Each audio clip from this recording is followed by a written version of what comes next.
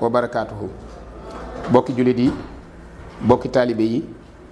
communiqué bii mi ngi bàyyikoo ci Serigne Touba Cheikh Mahamadul Muntaxa xalifa général de Mouride jaar ci rakkam Cheikh Mahamadul Bachir ibnu Cheikh Abdoul Khadir Mbacke tey jii ci dibeer ji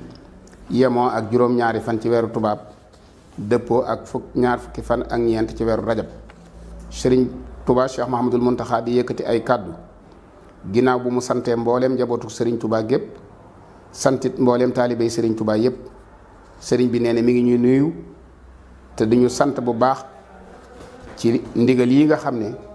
daana ko yëkkati te lum ci yëkkati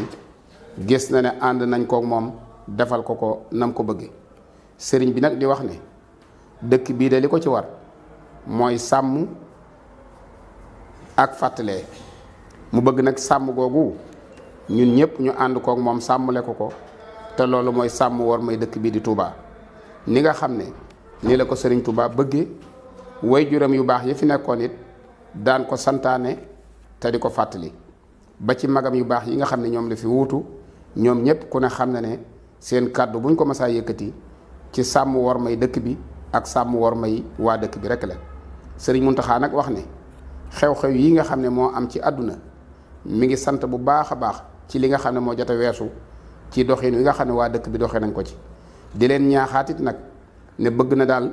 ñu maase sàmmule ko war may dëkk bi ba lépp luy nuru manifestation ak ya ca aju mi ngi ñaan bu ko kenn defee ci dëkk bii di Touba rawatina ndaw ñi. nee